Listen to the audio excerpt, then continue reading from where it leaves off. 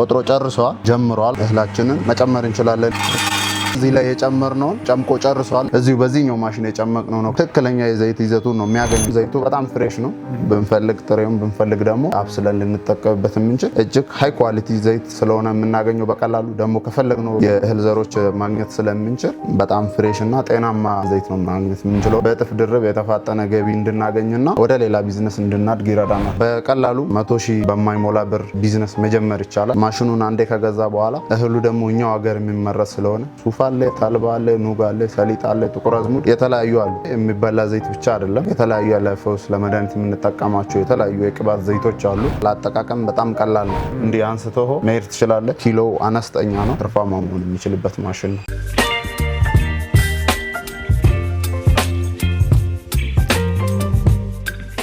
ሰላም ጤና ይስጥልን የተወዳችሁና የተከበራችሁ ቤተሰቦቻችን እንደምን ቆይታችኋል ፈጣሪ ይመስገን እኛ በጣም ሰላም ነን እንግዲህ ሚዲያችን እንደሚታወቀው የተለያዩ የቢዝነስ ሐሳቦችን የገበያ ጥናትና ሌሎች ጠቃሚ መረጃዎችን ወደ እናንተ በማቅረብ ይታወቃል ለዛሬ ደግሞ በፋብሪካ ደረጃ የሚሰራውን የዘይት ምርት በቤታችን በራሳችን ማሽን በራሳችን የግብአት ምርጫ ያ ማለት እንግዲህ ከፈለግን ሱፉን ከፈለግን ለውዙን ከፈለግን ደግሞ ኑጉን የፈለግነውን ነገር ጨምቀን ዘይት የምናደርግበትን የማሽን አይነት ልንቃኝላችሁ ወደናል እዚህ ጋር እንደምታዩት እነዚህ ሶስት ማሽኖች ዘይትን የሚጨምቁ ናቸው እነዚህ የዘይት አይነቶች ደግሞ እንደናንተ ምርጫ ይሆናሉ እነዚህ ማሽኖች በሰዓት የሚጨምቁት የዘይት መጠንም የተለያየ ስለሆነ ምን ያህል የዘይት መጠን ይጨምቁልናል ዋጋቸውስ እንዴት ነው አሰራሩ ምን ይመስላል በምን አይነት ዋጋ ልናገኛቸው እንችላለን የሚለው ሙሉ መረጃ ወደ እናንተ የምናደርስ ስለሆነ ፕሮግራሙን ከመጀመሪያው እስከ መጨረሻው በመከታተል ለቤታችን አዲስ የሆናችሁ ላይክ ሼር ሰብስክራይብ በማድረግ እንዲህ አይነት ጠቃሚ መረጃን ወደ እናንተ የሚያደርሰው ሚዲያ ተቀላቀሉ እውነተኛ መረጃንም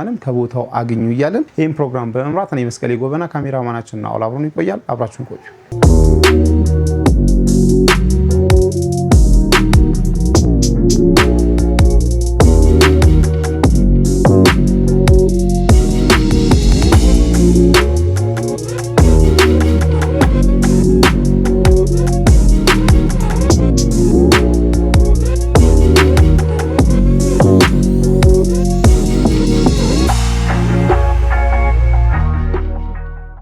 ሰላም ጤና ይስጥልን ሰላም አብሮስተለ እንዴት ነህ አለን ይመስገን እንግዲህ ዛሬ በሚዲያችን ቲኬ ማርኬት መተናል እንግዲህ ቲኬ ማርኬት የተለያዩ ማሽነሪዎችን እንደሚይዝም ሰምተናል ከዚህ ቀደም መተንቃኝተናል ዛሬ ደግሞ የተለያዩ ማሽነሪዎችን በድጋሚ ለመቃኘት ከዚህ ቀደም ያላየናቸውንም ለማየት ያ ማለት እንግዲህ የሥራ ማስጀመሪያ ብለን የምንላቸውን ማሽኖች እያንዳንዱን ለማየት በማሰብ ነው የመጣነው ራስን ከማስተዋወቅ ጀምረ ያዛችሁት ማሽነሪዎች ምን ምንድናቸው የሚለው ብትነግረን እሺ እንግዲህ አመሰግናለሁ እኔ ዮናስ ባላለው የቲኬ ማርኬት መስራችና ዋና ስራ አስኪያጅ ነኝ ዛሬ እንዳልከው እንግዲህ በቲኬ ማርኬት ነው የተገኘ ነው የተለያዩ ማሽኖች አሉ እኛ ጋር ዛሬ ደግሞ የዘይት መጭመቂያዎች የተለያዩ አይነት የዘይት መጭመቂያዎች ነው ይዘንላችሁ የመጣ ነው እዚህ ጋር የምንመለከተው ያው ትልቁ አለ ይሄኛው መካከለኛው አለ ይሄኛው ትንሹ አለ ለቢዝነስ መጠቀም ይችላሉ እንዲሁም ደግሞ ቤት ውስጥ መጠቀም ይችላሉ ከዛ ባሻገር ይሄኛው ለምሳሌ እስከ 1800 ኤሌክትሪክ ዋት ነው የሚጠቀመው በቀን እስከ 60 ሊትር ድረስ ዘይት የተጣራ ይጨምቃል እሱ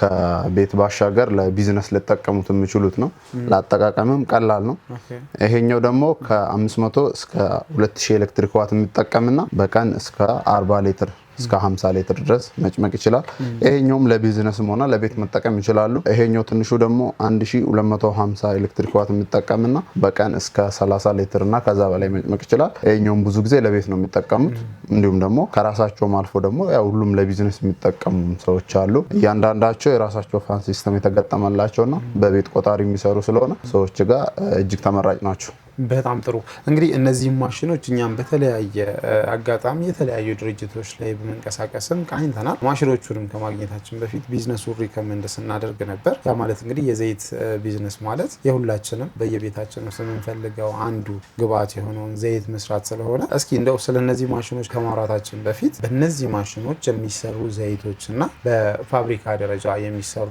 ዘይቶች ምን አይነት ልዩነት አላቸው የሚለውን ማንሳት ብንችል ስለሱ ማውራት ይቻላል ሰፊ ልዩነት አላችሁ በዚህ ማሽንና በፋብሪካ ደረጃ ፋብሪኬት ተደርጎ የሚመጡ ዘይቶች ስንጠቀም እንግዲህ ዘይትን በተመለከተ እንግዲህ በየዕለት ኑሯችን የምንጠቀመው ነገር ነው አመጋገብ ስርዓታችንን ጋር ተያይዞ ዘይት እንግዲህ በየቀኑ እንጠቀማለን። ያ ማለት ደግሞ ስፔሻሊ ዘይቱን ራሱ ስንጠቀመው እኛ ብዙ ጊዜ በጣም እናበስለዋለን። ዘይቱ እንደገና ፋብሪካ ውስጥ ራሱ በጣም ከፍተኛ ሙቀት ውስጥ ተላልፎ ነው የሚመጣው፣ ያኛው ከፋብሪካ የሚመጣው እነዚህ የታሸጉ ዘይቶች ማለት ነው። እና በጣም ከፍተኛ ሙቀት ውስጥ አልፎ ስለሚመጡ ድጋሚ አሁንም ዘይቱን በምናቃጥልበት ሰዓት ከጤና ጋር ተያይዞ ከካንሰር ጋር ሊሆን ይችላል፣ ከጨጓራ በሽታና ከተለያዩ በሽታዎች ጋር በጣም ተጓዳኝ በሽታ አለውና ከዛ አንጻር ይሄኛው ማሽኑ ኮልድ ፕረስ ስለሆነ ያኛው ሄት ፕረስ ነው፣ ይሄኛው ደግሞ ኮልድ ፕረስ ስለሆነ ማሽኑ በቀላሉ እዚህ ላይ ስንጨምቅ ዳይሬክት ነው እዚህ ጋር የሚያወርደው። ይሄኛው ዘይቱ ረጅም ጊዜ ሎንግ ተርም አይቆይም። እስከ 3 እስከ 4 ወር ብቻ ነው መቆየት የሚችለው። ከዛ በኋላ ሊበላሽ ይችላል። እስከዛ ባለው ግን ዘይቱ በጣም ፍሬሽ ነው። ብንፈልግ ጥሬውን ብንፈልግ ደግሞ አብስለን ልንጠቀምበት የምንችል እጅግ ሃይ ኳሊቲ ዘይት ስለሆነ የምናገኘው በቀላሉ ደግሞ ከፈለግነው የእህል ዘሮች ማግኘት ስለምንችል በጣም ፍሬሽ እና ጤናማ ዘይት ነው ማግኘት የምንችለውና ያ ለየት ያደርገዋል። በጣም ጥሩ። ስለዚህ ከጤና አንጻር ካነሳ ነው እነዚህ ማሽኖች ተጠቅመን የምንሰራው ዘይት የምንጨምቀውን ነገር የምናውቀው ስለሆነ ያ ማለት እንግዲህ ኑግ ከጨመር ኑግ ነው የሚወጣው። የሌሎችም እንደዚሁ የዘይት ግብአቶችን ጨምረን እዚሁ እያየን ስለምንጨምር በጣም ንጹህና ጤናማ የሆነ ውጤት እናገኛለን ማለት ነው በኮልድ ፕረስ ሲሆን። ስለዚህ እንደው በትልቁ በፋብሪካው ደረጃ ሲመጣ ከጤና አንጻር ይሄ ከሆነ ከኢንቨስትመንት አንጻር እናንሳው ካለን ያው እኛ ቢዝነስ ሪከመንድ በማድረግ ስለምንታወቅ ከኢንቨስትመንት አንጻር እናንሳው ቢባል አንድ ሰው የዘይት ፋብሪካ ልክፈት ብሎ ቢነሳ ምን ያህል ኤስቲሜት የምናደርገው ካፒታል ያስፈልገዋል? እነዚህን ይዞ ሰፈሩ ላይ ከመሸጥ ቢጀምርስ ምን ያህል ካፒታል ያስፈልገዋል? ያው እንዳልከው ነው ያኛው ትልልቅ ፋብሪካ የዘይት ፋብሪካ ለመገንባት ከቢዝነስ አንጻር ብታስቦ እንግዲህ በጣም ከፍተኛ ኢንቨስትመንት የሚፈልግ ነው። ከፍተኛ ገንዘብ ሰው ኃይልና የተለያዩ ነገሮች ሊያስፈልግ ይችላል። ይሄኛው ግን በቀላሉ ማሽኑን በቃ 100,000 በማይሞላ ብር ቢዝነስ መጀመር ይቻላል። ማሽኑን አንዴ ከገዛ በኋላ እህሉ ደግሞ እኛው ሀገር የሚመረት ስለሆነ የተለያዩ እህሎች አሉ። አሁን ሱፍ አለ፣ ተልባ አለ፣ ኑግ አለ፣ ሰሊጥ አለ፣ ጥቁር አዝሙድ የተለያዩ አሉ። ዘይት ስንል ባይዘው የሚበላ ዘይት ብቻ አይደለም። የቅባት ዘይቶች አሉ። የተለያዩ ለፈውስ ለመድኃኒት የምንጠቀማቸው የተለያዩ የቅባት ዘይቶች አሉ። ለምሳሌ ጥቁር አዝሙድን ጨምቆ ለገበያ የሚያቀርቡ ሰዎች አሉ። ያ ማለት ደግሞ ጥቁር አዝሙድ ከኛው ሀገር ከዚሁ የሚገኝ ነው፣ ከማሳ የሚገኝ ነው። ብንፈልግ አንድ ኩንታል ብንፈልግ 1 ኪሎ እኛ በፈለግነው መግዛት ስለምንችል ያን ያህል ከፍተኛ ካፒታል ለስታርታፕ ለኢኒሻል ዲፖዚት ያን ያህል አያስፈልገንም። በትንሽ ብር እሱን ገዝተን አንድ ማሽኑን ከገዛም በኋላ መጠቀም እንችላለን። ፕላስ ደግሞ ዘይቱን አንደኛ ለራሳችን ለጤናችን እንጠቀመዋለን፣ ጤናችንን እንጠብቃለን። በዛው ልክ ደግሞ የሎንግ ተርም ለዘይት እናወጣ የነበረውን ገንዘብ የረጅም ጊዜ መቆጠብ እንጀምራለን። ፕላስ ደግሞ ዘይቱን መሸጥ ስንጀምር ትርፋማ እንሆናለን። እንዲሁም ደግሞ ከዘይቱ ጎን ለጎን የሚወጣውን ተረፈ ምርትም ደግሞ ስለሚፈለግ ለገበያ ለመኖ ስለሚፈለግ እሱንም እንሸጣለን። ያ ደግሞ ገቢያችን በእጥፍ ድርብ የተፋጠነ ገቢ እንድናገኝና ወደ ሌላ ቢዝነስ እንድናድግ ይረዳናል። በጣም ጥሩ። ስለዚህ ከኢንቨስትመንት አንጻር በጣም የማይገናኝ የኢንቨስትመንት ጋፕ ነው ያለው። እዛ ጋር ኢን ሚሊየንስ ኢቨን በጣም ከፍተኛ በሚባል ደረጃ ነው ኢንቨስት የምናደርገው። ፋብሪካ ላይ ስንሄድ እንዳልከው የሰው ኃይል አለ፣ ሌሎች ፋብሪካውን ፕላንት የምናደርግበትም ወጪ አለና እዚህ ጋር ስንመጣ ግን አንዷን ማሽን ፒክ አድርገን እንዳልከው 100,000 ብር እና ከዛ ባልበለጠ የገንዘብ መጠን ነው ይህን ስራ መጀመር የምንችለውና ከዲዩራቢሊቲ አንጻር እነዚህ ማሽኖች ስንጠቀም ምናልባት ላይፍ ታይሙን ያጠቃቀም ቴክኒካል እውቀቶችን እነዚህን ብናነሳስ እንዴት ነው? ያው እንዳልነው እንግዲህ ማሽኑ ከዛኛው ማሽን ተመራጭ እንደሚሆን ምንም ጥርጥር የለውም። ለአጠቃቀም በጣም ቀላል ነው። ያኛው ማሽን አሁን ለምሳሌ የሀገር ውስጥ እንኳን ብንወስድ ባለ 7 ጥርስ ባለ 9 ጥርስ የሚባል አለ። እሱን እንኳን አንዱን ለማንቀሳቀስ 3 ሰው ሊያስፈልግ ይችላል። ከኦፕሬተር ጎን ለጎን ያው ስራውን ለማስኬድ በትንሹ ያ ሰው ሊያስፈልግ ይችላል። እንዳልከውም ደግሞ ብሩም 1 ሚሊዮን ወይ ከዛ በላይ ነው የሚያስፈልገን። ይሄኛው እንዳልኩት በትንሽ ብር ትገዛለህ። ለአጠቃቀም ደግሞ ቀላል ነው። እንዲህ አሁን በቀላሉ እንዲህ አንስተው መሄድ ትችላለህ። ኪሎ አነስተኛ ነው። ዱራቢሊቲው ደግሞ ማሽኑ በትንሹ ለ8 ዓመት ያለ ብልሽት ያገለግላል ተብሎ ይታሰባል። ሜቢ በምንጠቀምበት ሰዓት ጥርሱ ነው ሊያልቅ የሚችለው። እሱም ደግሞ ቶርኖ ቤት ይሞላል። ያው እዚህ ጋር ለመመልከት እንደምንሞክረው ይሄኛውን ጥርሱን አየው አይደል? እቺኛዋ ጥርሷ እየተበላች ላም እየሆነች ትሄዳለች እና ይሄኛው ተበልቶ ሊያልቅ ይችላል። ሌላ ምንም የሚበላሽ ነገር የለውም። ይሄኛው ደግሞ በሚያልቅበት ሰዓት ቶርኖ ቤት ይሞላል። በቀላሉ ነው የሚስተካከለው። ከዛ በኋላ ድጋሚ መጠቀም እንችላለን እና ማሽኑ እንዳልኩ 8 ዓመት እና ከዛ በላይ ያለ ብልሽት ሊያገለግለን ይችላል። አይደለም 8 ዓመት እንግዲህ አንድ ሰው ከሰራ በዚህ ማሽን 8 ወር በማይሞላ ውስጥ እንኳን ትርፋማ መሆን የሚችልበት ማሽን ነው። በጣም ጥሩ፣ በጣም ደስ ይላል። እንደውም አሁን በየሰፈራችን እነዚህ ማሽኖች ይዘው ጤናማ የሆነ ዘይት እየጨመቁ የሚሸጡልን ሰዎችን እያገኘን ነው። ዋጋው ራሱ በጣም ነው የሚለያየው። ይሄ ታሽጎ ከገበያ ላይ ከምናገኘው ወይ ደግሞ በፋብሪካ ፕሮሰስ ከተደረጉት ይልቅ በእነዚህና በመሳሰሉ ማሽኖች ቤት ላይ የሚጨመቀውን ሰው እየመረጠ መጥቷል። አሁን ላይ ያው ከጤናማ አንጻር ሪከመንድ ስለሚደረግ ማለት ነው። ምናልባት እንግዲህ ሌላው ጥያቄ ምንድነው የሚሆነው እነዚህም ማሽኖች ይዞ አንድ ሰው ቢዝነሱን ይጀምር ብንል ከዚህ ማሽን በተጨማሪ ያው የጠቀስነው የዚህ ኬዝ አለ እንደው ይሄንን አዘጋጅቶ ቀጥታ ወደ ስራው ቢገባ ውጤታማ ይሆናል የምትለው ነገር ምንድነው? አዌል እንግዲህ ስለ ማሽኑ አውርተናል። አንደኛ ማንኛውም ወደ ቢዝነስ የሚሄድ ሰው ስለ ቢዝነሱ ማወቅ መቻል አለበት። ማሽኑን ከትክክለኛ ቦታ መግዛት መቻሉን እርግጠኛ መሆን አለበት። የማይሆን ማሽን ገዝቶ ገብተውን ቢበላሽበት በራሱ የመጸጸት አይነት ሊመጣ ይችላል። ከዛም ተነስቶ ደግሞ ለሌላም ሰው እንኳን ሪኮመንድ ያለማድረጉ ነገር ይመጣል። ያ እንዳይከሰት ደግሞ ምን አይነት ማሽን መግዛት እንዳለብን ከየት መግዛት እንዳለብን ማወቅ አለብን። መጀመሪያ እንዳልኩ እኛ ጋር ኦሪጂናል እቃዎች ብቻ ነው ያሉት። ለዛም ነው እኛን ተመራጭ የሚያደርጉት። ያን ማሽን እንደዛ ከገዙ በኋላ ደግሞ ሌላ የሚያስፈልገው ምንድነው በትክክለኛ ማብራት በቤት ቆጣሪ ነው የሚሰራው፣ በሲንግል ፌስ ነው። እንደዛም ሆኖ ግን የሰፈሩ ፓወር ማብራቱ እንዴት ነው ያስቸግራል አያስቸግርም የሚለውን ነገር ማወቅ ነው። የእህል አቅርቦቱን ደግሞ ማግኘት መቻሉን እንዳልኩ በየገበያው አለ። እዚሁ ኢምፖርት አይደለም፣ እዚሁ ሀገራችን ውስጥ የሚመረት ነው። እሱን ማግኘት መቻል። ሌላው ደግሞ ትክክለኛ የሚያስፈልጋቸው ሰዎች ጋር ዘይቱን ማድረስ መቻል። ባለሱቆች ሊሆን ይችላል፣ የሰፈር ተጠቃሚዎች ጋር ሊሆን ይችላል። ያን ማድረግ እስከቻለ ድረስ በዚህ ስራ ምንም ትርፋማ የማይሆንበት ምክንያት የለውም። በጣም ጥሩ። እንደው እንደ መስፈርት እናንሳው ቢባል ያው እነዚህ ዘይቶችም ሆኑ ምግቦች፣ መድኃኒቶች ይጠቀሱ ቢባል ምግብና መድኃኒት ባለስልጣን ጋር የሚያነካኩ ናቸው። እኚህ ማሽኖች ደግሞ ኢንተርናሽናል አይኤስኦ ስታንዳርዳቸውን ጠብቀው የመጡ ናቸው። ምናልባት ከዛ አንጻርስ ሊሚት የሚያደርገን ነገር ይኖራል? ያን ያህል በፋብሪካ ደረጃ የተቋቋመ ስላልሆነ መንግስት ያን ያህል በእነዚህ ጫና ላያደርግ ይችላል። ቢሆንም ግን ደግሞ ማሽኖቹ ሰርቲፋይድ ስለሆኑ የራሳቸው ዋራንት ፔፐር ስላላቸው በዛ መሰረት ሁሉንም ነገር ማለፍ ይችላሉ ብዬ መስበነ። እንግዲህ በጣም ሰፊ ማብራሪያ በተለይም ጥያቄ ተብለው ሊነሱ የሚችሉ ጥያቄዎችን ለማንሳት ሞክረናል።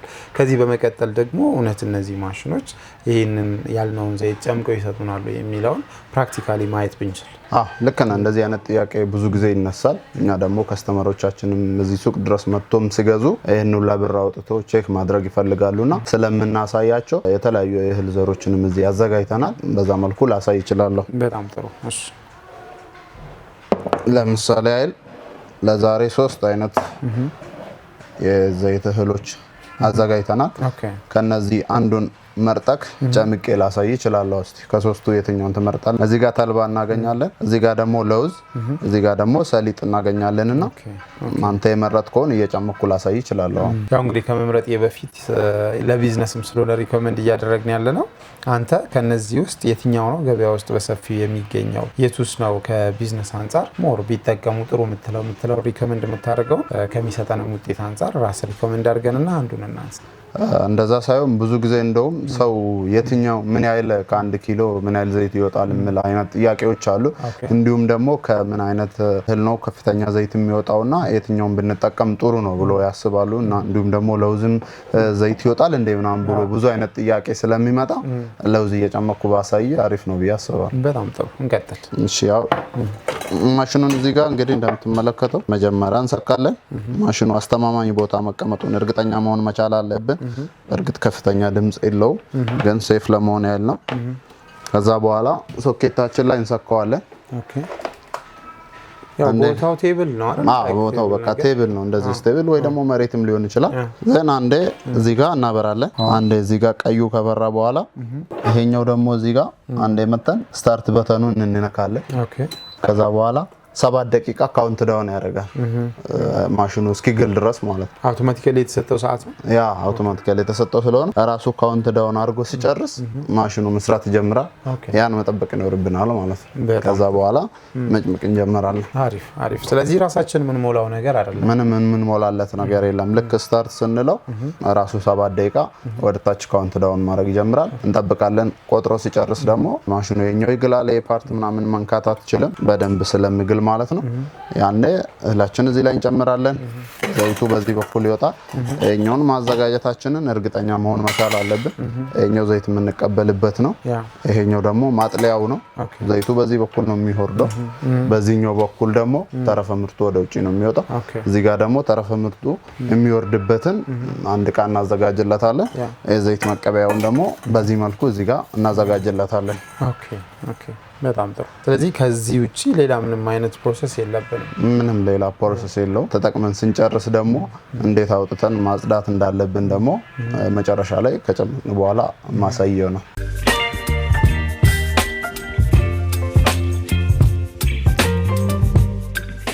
ወይል እንግዲህ እንደምትመለከተው ሰዓታችን 7 ደቂቃ ቆጥሮ ጨርሶ እንደምትመለከተው እዚህ ጋር ከ30 ሰከንድ በታች ሆኗል። ልክ እዚህ ጋር ቆጥሮ በጨረሰበት ሰዓት እዚህ ላይ እህሉን ጨምረን ነው መጠቀም የምንጀምረው ማለት ነው በቀላሉ። ሌላው ደግሞ ለከስተመሮቻችን እኔ ሪኮመንድ ማድረገው እህሉን ሲገዙት ምን ያህል ንጹህ ነው የሚለውን ማወቅ መቻል አለባቸው። በሱ በጣም እርግጠኛ መሆን አለባቸው። የምንጠቀመው እህል ነው ትርፋማነታችንና ውጤታማነታችን የሚወስነው ማለት ነው። ያው እንግዲህ ቆጥሮ ጨርሰዋል። አሁን ጀምሯል ማለት ነው። ቴምፕሬቸሩን ሜቢ እናስተካክላለን። ኦይል ምለው እየጨመረ ይሄዳል። ይሄ ደግሞ እየቀነሰ ይሄዳል። ቴምፕሬቸሩን የምንጨምረውና የምንቀንሰው እንደ እህሉ ይወስናል። እሱ ደግሞ ማኑዋሉ ላይ አለ። ለለውዝ ምን ያህል መጠቀም አለባችሁ፣ ለሰሊጥ፣ ለሱፍ እያለ እዛ ላይ ስለተቀመጠልን እኛ ደግሞ ለምሳሌ ያህል ዛሬ ለለውዝ 250 መጠቀም ቢኖርብን የኛውን 250 ላይ እናደርጋለን። እዚህ ጋር እንደምትመለከተው ያው ሽኑ መዞር ጀምሯል። ምንም ሌላ የምናደርግ ነገር የለም። እንዴት ነው የምንጨምረው የምንቀንሰው? እዚህ ጋር እዚህኛው ጋር ያው ኦይል ምለውን ስንጠቀም ይጨምራል ቴምፕሬቸሩ። እዚህ ጋር ደግሞ ቴምፕሬቸር ምለውን ስንነካ ይቀንሳል። ስለዚህ አሁን 250 ላይ እናደርገዋለን ማለት ነው። ከዛ በኋላ ለተረፈ ምርታችን የሚሆነን ሰፋ ያለ እቃ ነው ማዘጋጀት ያለብን።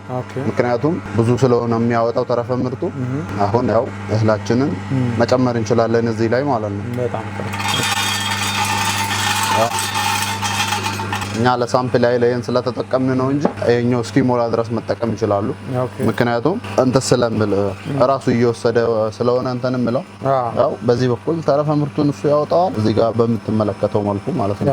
በዛ ላይ ደግሞ ሙሉ ለሙሉ ጨምቆ ነው የሚያወጣው። ምንም የለውም። አይታ ከሆነ ደረቅ ነው። እጅ ላይ እንኳን ቅባት አይቀርም። እዚህ ጋር እንደተመለከተው ማለት ነው። ምክንያቱም ሙሉ ለሙሉ ዘይቱ እዚህ ጋር እንደምትመለከተው አሁን እየወረደ ነው። ይገርም ነው። እኮ ዱቄት ሆነ በቃ ሙሉ ለሙሉ ነው ጨምቆ የሚጨርሰው። ያው እዚህ ጋር እንደምትመለከተው እንግዲህ እዚህ ላይ የጨመርነውን ለውዛችንን ጨምቆ ጨርሷል። እዚህ ላይ እንደምታየው ባዶ ሆኗል። ሙሉ ለሙሉ ጨምቀን ከጨረስን በኋላ ማሽኑን ማጥፋት አለብን።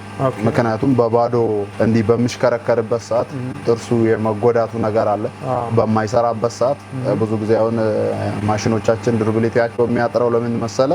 አሁን ለምሳሌ በባዶ እንዲህ በሚሰራበት ሰዓት ምንም የሚሰራው ስራ ስለሌለ ሙቀት ወደ ገመድ ሾርት የማድረጉ ነገር አለና ያኔ እነዚህ ፊውዛቸው ሊቃጠል ይችላል። ቶሎ እንደዛ አይነት ነገር ሊያስቸግረን ይችላል። ከዛም ባሻገር ደግሞ ዲናሞአቸውና ወይ ሞተራቸው የሚቃጠልበት አይነት ነገር ሊመጣ ስለሚችል እዚህ ላይ ያው እንደምትመለከተው ማለቁን እርግጠኛ ከሆነን በኋላ መዝጋት አለብን። እዚህ ጋር መጣን አንዴ እናጠፋዋለን።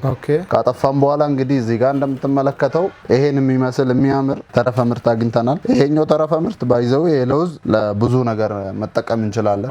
ንጹህ ምግብ ስለሆነ ምግብ ላይ መግባት ይችላል። እንዲሁም ደግሞ ቀደም እንዳልነው እንደሌሎቹ ደግሞ ለመኖ የሚሆኑ ተረፈ ምርቶች ላይ መግባት ይችላል። ያው እንደምትመለከተው የተለያየ ቅርጽ ይዞ ነው የሚወጣው። እንደምንመለከተው እንትናቸውንም መቀየር ይቻላል። እዚህ ላይ ለምሳሌ እኛ የተጠቀምነው ይሄኛው ነው። ይሄን ብንቀይረው ደግሞ እንዲህ ክብ ቅርጽ ይዞ የመውጣቱ ነገር አለው። ይሄን አግኝተናል። ፕላስ ደግሞ እዚህ ጋር እንደምትመለከተው ሙሉ ለሙሉ ጨርሶ ነው የሚወጣው። አሁን ይሄኛውን ብትመለስ ምንም የምታገኘው ነገር የለም። ሙሉ ለሙሉ አድርቆ ያው እጄ ላይ ቅባት እንኳን እስከማይታይ ድረስ ማለት ነው። አሁን ደግሞ እስቲ ዘይታችንን እንየው። በጣም አሪፍ፣ በጣም የሚገርም የተጨመቀውን ዘይታችን ደግሞ እንየው። ያው የሚገርም አጨራረስ ነው። እሺ፣ ዋው! ያው ያገኘነው ዘይትን ይመስላል። ያው ማጥለያችን ላይ እንዲህ እናገኛለን። ያው የተጨመቀውን ዘይት መመልከት ይችላል። በአካል መመልከት ይቻላል። ዘይቱ በዛ ላይ ወፍራም ነው። የተወሰነ ከ6 እስከ 7 ሰዓት መርጋት አለበት ቁጭ ብሎ። ከዛ በኋላ ይዘግጥና ይጣላል ራሱ። እዚህ ውስጥ አሁን እንድታይ ማድረግ ይቻላል። ሌሎቹ ያው እዚህ ላይ እንደምትመለከተው የኛውን ከለርና የኛውን ይዘት ነው ይዘው ያለው። እንዳልኩ ከ6 እስከ 7 ሰዓት ከቆየ በኋላ ይዘግጥና ከስር ኖርማል የዘይቱን ከለር ይዛል። ለምሳሌ ይሄኛው እዚህ ጋር የምትመለከተው ዘይት ነው። አሁን ይሄኛው እዚሁ በዚህኛው ማሽን የጨመቅነው ነው። ከዚህ በፊት ለከስተመሮቻችን ሲመጡ እናሳያቸው የነበረ ነው። አሁን ይሄ የለውዝ ራሱ ነው። ያው ትክክለኛ የዘይት ይዘቱን ነው የሚያገኘው። ይሄኛውን ከ6 ሰዓት በኋላ ከ7 ሰዓት በኋላ መልሰን ብንቀርጸው ይሄኛውን ማግኘት እንችላለን። የዚህኛውን ከለር ራሱ ማለት ነው። የሚገርም ነው። በጣም ነው የሚያምረው። የሚገርም ይሄን ይመስላል። ወደ ማሽኑ ስንመጣ መጀመሪያ እንግዲህ አንዴ እዚህ ጋር እናጠፋለን ብዬ ያለው አንዴ እዚህ ጋር ካጠፋን በኋላ ሪቨርስ መደረግ አለበት። ሪቨርስ ሲስተም ምንድነው? እዚህ ውስጥ የቀረ ካለ ማሽኑ ራሱን በራሱ የማጽዳት ሂደት አውቶማቲካሊ ስላለው ከኛ የምትጠበቀው ለ30 ሰከንድ ብቻ ሪቨርስ ማድረግ ነው። ያለበለዛ ውስጡ ላይ ይዞ ለማጽዳት ስንፈልግ ከውስጡ ጥርሱን ልናወጣ ስንል ሊያስቸግረን ስለሚችል እንደዛ አይነት ነገር እንዳይከሰት እዚህኛው ጋር አንዴ መጣ ስታርቱን ጫን ብለህ ትቆያለህ፣ አትለቀውም። ከዛ 3 ሰከንድ ካውንት ዳውን ያደርጋል። 3 ሰከንድ ካውንት ዳውን አድርጎ ከጨረሰ በኋላ አሁን መቁጠር ጀምራል። አንለቀውም። አይተዋል ጥርሱን እዚህ ጋር ቅድም ወደፊት ነበር ሲሽከረከረ የነበረው፣ አሁን ደግሞ ወደ ኋላ እየተሽከረከረ ነው። ያ ማለት ምንድነው? ያው እዚህ ጋር እየተመለከትክ ነው አይደል? ውስጡ ላይ ቀርቶ የነበሩትን ይዞ ይወጣል። ቆሻሻ ውስጡ ላይ ቀርቶ የነበረው ይሄ የሚሆነው ለ30 ሰከንድ ነው። አሁን 25 ሰከንድ ላይ ደርሰናል። ልክ 30 ሰከንድ እንደ ሪቨርስ አድርገን ከጨረስን በኋላ ያው 30 ሰከንድ ሞልቶናል። እንለቀዋለን ማለት ነው። ሙሉ ለሙሉ እንለቀዋለን። ያኔ እዚህ ጋር መተን አንዴ ካጠፋን በኋላ እዚህ ጋር እንመጣና ይሄኛውንም አንዴ እናጠፋዋለን። ገመዱን ቀስ ብለን በሁለት እጃችን እንደዚህ ይዘን እንነቅለዋለን። ከዛ የምጠበቀው ምንድነው? ማሽኑ እስኪቀዘቅዝ ድረስ መጠበቅ አለብን። ምክንያቱም ይሄኛው ፓርት እግለዋል እንዳልኩ በጣም ሙቀት ስላለው እስኪቀዘቅዝ ድረስ መጠበቅ አለብን። ከቀዘቀዘ በኋላ እነዚህን ፓርት አውጥተን እናጸዳውና እናስቀምጠዋለን ማለት ነው። በጣም ጥሩ። በጣም የሚገርም ማሽን ነው። አንተም ደግሞ ምንም አይነት ነገር ሳይቀር እያንዳንዱን ስቴፕ ባይ ስቴፕ በሚያምር አገላለጽ ገልጻ ያለናል። በእውነቱ በጣም ነው የምናመሰግነው። ምናልባት ከዚህ በተጨማሪ የምትነግረን ነገር ካለ እንደ ቲፕ የምትሰጠን ነገርም ካለ። ሌላው ይሄንን ማሽን ስታመጣ ራሱ በምን አይነት ኢንስፓሬሽን ያመጣችሁት? ብዙ ማሽኖች መምጣት ይችላሉና ይሄን የዘይት ማሽን ትኩረት አድርጋችሁ በዚህ መልኩ በተለያየ አይነትና አቅም ማምጣታችሁ ከምን የተነሳ ነው? የዘይት ጉዳይ እንግዲህ ስነሳ የጤና ጉዳይ ይነሳል። ዘይት ደግሞ እንዳልኩ ከእለት ተእለት ኑሯችን ጋር የተያያዘ ነገር ነው። እኛ ኢትዮጵያውያን እንግዲህ ያለን የአመጋገብ ዘይቤ ከሌሎች ከነጮች የተለየ ነው። ከዘይት ውጭ ምንም የምናበስለው ምግብ የለም። አብዛኛው ምግባችን ውስጥ ዘይት አለ። ለሌሎች ነገሮችም ለሌሎች አላማ የምንጠቀማቸው ቅድም እንዳልኩ ለቅባት፣ ለመድኃኒት፣ ለብዙ ነገር ዘይት እንጠቀማለን። በዛው ልክ ደግሞ ከዘይት ጋር ተያይዞ የሚመጡ ጤና ነክ ችግሮች ብዙ አሉ። ያን ለመቅረፍ ሲባል የዘይት ማሽን ላይ ትኩረት እንድናደርግ ያደረገን አንዱ ነገር እሱ ነው። ፕላስ ደግሞ እንዳልኩ ማሽኖቹ በቀላል ዋጋ ነው ማግኘት የምንችለው። ያ ማለት 100,000 ብር በማይሞላ ብር አንድ ሰው ገዝቶ ቤት ውስጥ መጠቀም መቻል ማለት ይሄ በጣም ትልቅ እድል ነው። ከዛም አልፎ ደግሞ ከራሱም አልፎ ደግሞ ወደ ቢዝነስ መሄድ መቻሉ ደግሞ አሁንም ሌላ ትልቅ ነገር ነው። አሁን ለምሳሌ ሌሎች ቢዝነሶች አይታ ከሆነ ብዙ ጊዜ ወይ ለቢዝነስ ብቻ ነው የሚሆኑት ወይ ደግሞ ይሄን የሚያይል ብር አውጥታ ለቤት የምትጠቀማቸው ነገሮች ብቻ ነው የሚሆኑት። ለምሳሌ 100,000 ብር አሁን ላይ ከወሰድ በጣም ትንሽ ነው፣ ምንም መግዛት አይችልም። አንድ ሰው ግን በ100,000 ብርና ከዛ በላይ አውጥቶ እነዚህን ማሽኖች መግዛት ከቻለ በቀላሉ ቤት ውስጥ ጤናውንም እየጠበቀ ጎን ለጎን ደግሞ ቢዝነሱንም መስራት የሚችልበት መሆኑ እነዚህን ማሽኖች ከሌሎች ማሽኖች እንድንመርጥ ያደርገናል። በጣም ጥሩ፣ በጣም ትክክል ነው። ኖርማሊ የሆነ ቢዝነስ ስንጀምር የመጀመሪያው ቦታ ነው፣ ቀጣዩ ደግሞ ያው የት ልስራ ይባላል አይደል? እሱ ነገር ኢሹ ይሆናል እና ደግሞ ስኪሉን እንዴት ነው ማመጣው ማለትም ሌላኛው ጥያቄ ይሆናል። ቀጥሎ ደግሞ በምን አይነት ካፒታል በምን አይነት የሰው ኃይል እያለን ነው የምንሄደውና ይሄ ማሽን ግን እነዚህን ሁላ ጥያቄዎች አስቀርቶ የሆነ ቦታ ላይ ያስቀምጠን እንደ ሳይድ ሀስል ኢቭን ቤት ውስጥ ሆነ እንደ ተጨማሪ ስራ ለራሳችንን ዘይታችንን ተጠቅመን ለሌላውም ማቅረብ የምንችልበትን እድል መፍጠሩ በጣም ጥሩና በጣም የወደድኩት አይነት ሀሳብ ሆኖ አግኝቼዋለሁ። ከዛ ጋር ተያይዞ እንግዲህ አንተም ለማንሳት እንደሞከርከው ማሽኖቹን በተለየ መልኩ እጅግ ተመራጭ ከሚያደርጉት ነገሮች በእነዚህ ማሽን ማንኛውም ሰው መጠቀም ይችላል። አንደኛ አንድ ቦታ ካስቀመጥን ማንቀሳቀስ ላይጠበቅብን ይችላል። ማንቀሳቀስ ቢጠበቅብን እንኳን ይሄን ማሽን ለማንሳት ያው እዚህ ጋር እንደምትመለከተው ቀላል ነው። ሁሉም ቅድም ያኛውንም እንዳሳየው ቀላል ነው። ማንኛውም ሰው ይሄን ማሽን ኦፕሬት ማድረግ ይችላል። ያጠቃቀሙ ጉዳይ ደግሞ ላንተ እንዳሳየውት ግልጽና በጣም ቀላል ነው። በስቀጥል ደግሞ የተለያዩ ቪዲዮዎች ማየት ይቻላል። የራሱም ደግሞ ማኑዋል ስላለው በዛ መሰረት ማሽኑን መጠቀም ይችላሉ። ፕላስ ደግሞ ቦታ አይፈጅም። ለምሳሌ ሱቅ ክራይ፣ መጋዘን፣ ወርክሾፕ የምንሰራበት ያሳስበናል ብዙ ጊዜ ቢዝነስ እናስብና ይሄኛው ደግሞ እንግዲህ እንደምትመለከተው አንድ ሰው እንዲቆመው በሚያወራበት ስፔስ ላይ ይሄኛው ማሽን አስቀምጠን መጠቀም እንችላለን። ሌላው ደግሞ ቅድም እንደነገርኩ በቤት ቆጣሪ ነው የሚሰራው። በሲንግል ፌስ ማብራት ነው የሚሰራውና ምንም ተጨማሪ ስሪ ፌስ ለማውጣት ብለን ሌላ ኤክስትራ ገንዘብ የምናወጣው ነገር የለም። የቤት ቆጣሪ ሆኖ ራሱ አነስተኛ የኤሌክትሪክ መጠን መጠቀሙ ራሱ ማሽኑን ለየት ያደርገዋል። እንደ ሳይድ ቢዝነስ ደግሞ እንደ አንተም ለማንሳት እንደሞከርከው ሌሎች ሰዎች በቀላሉ ሌላ ስራቸውን እየሰሩ ይሄን ጎን ለጎን መስራት ይችላሉ።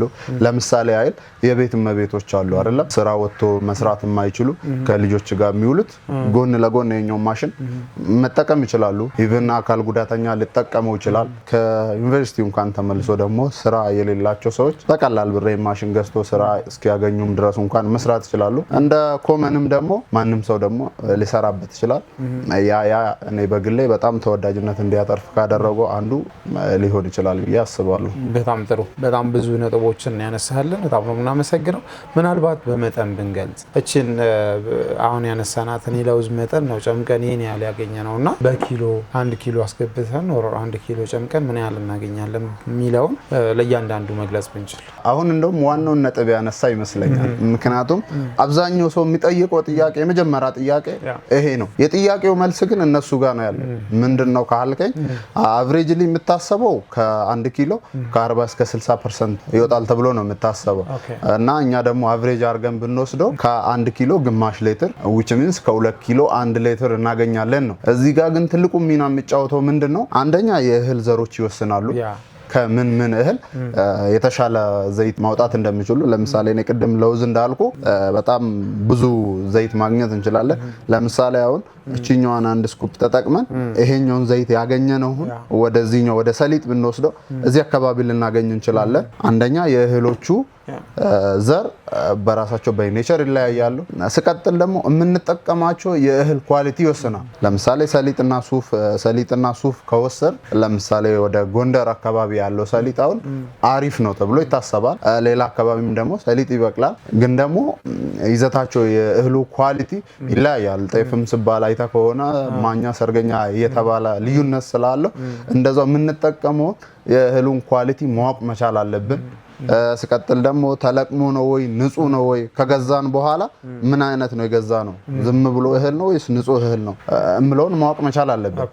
ያን ካወቅን በኋላ በምንም ውጤታማ ማንሆንበት ምክንያት የለም። ለጊዜው ግን እኔ አቨሬጅሊ አንድ ሰው ከ1 ኪሎ ግማሽ ሊትር ያገኛል በሚለው መያዝ እንችላለን። በጣም ጥሩ። እንደዛ ከሆነ ያው እንግዲህ መምረጡ ላይ በጣም ትኩረት ማድረግ እንዳለባቸው ለመረዳት ያለው ጥሩ የተባለውን ንጹህ የተባለውን ግብዓት መርጠው ቢጨምቁ የትርፍ መጠናቸው እየጨመረ ይሄዳል ማለት ነው። ስለዚህ በጣም የሚያስማማ ሀሳብ።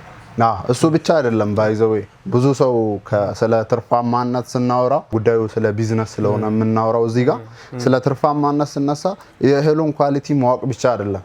ለምሳሌ አንድ አባባል አለችና ውሃ ኖርማል ሱቅ ላይ ሄዳ ስትገዛ 10 ብር ነው። ካፌ ሄዳ ስትገዛ ደግሞ 20 ብር ነው።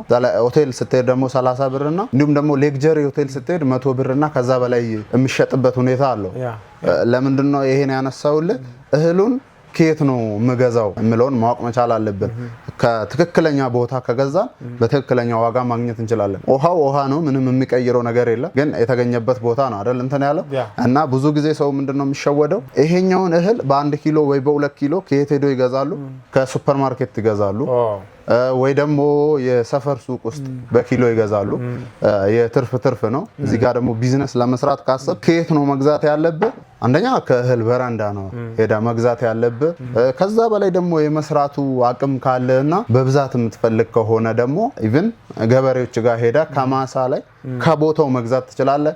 አንደኛ ንጹህ ነገር ታገኛለህ። ስቀጥል ደግሞ ከፕራይስ ጋር ተያይዞ በአሪፍ ዋጋ ማግኘት ትችላለህ። ለጊዜው ግን መግዛት ያለበት ሰው ብዬ ነው የማስበው። ከእህል በረንዳ ዋናው ሄዶ የሚፈልገውን አይነት የእህሉን ደረጃዎች አይቶ መርጦ በኩንታል ነው መግዛት ያለበት ብዬ ነው የማስበው። ያም ደግሞ የትርፋችንን እንትን ይጋሩታል። ገባ አይደለም? ለዛ እነዚህ ነገሮችም ዋና ነጥብ ሊሆኑ ይችላሉ። በትክክል ያው እንግዲህ ያወጣነው ነው ቀንሰን ትርፋችንን የምንሰራውና ያው ወጪያችን ራሱ ጥሩ ካልተጠበቀ የምናገኘው ገቢ ወይ ደግሞ የምናገኘው የትርፍ መጠን በዛው ልክ እየወረደ እስከ መክሰር ልንደርስ እንችላለን ባልከው መልኩ። ያ ትክክል። በጣም ጥሩ ነጥቦች ናቸው የተነሱት። እንግዲህ እኛ ይሄንን ያህል ብለናል። ቤተሰቦቻችን ደግሞ በአካል ሄደው የሚያስፈልጋቸውን ግብአት ቼክ አድርገው እነዚህ ማሽኖች ደግሞ በሚፈልጉት ልክና ባላቸው የካፒታል ዝግጅት ወስነው እንዲገዙ እናበረታታለን። ለነበረን ቆይታ በእውነቱ ከልብ እናመሰግናለን። እኔም አመሰግናለሁ። እንኳን እሺ ቴንክ ዩ ቬሪ ማች።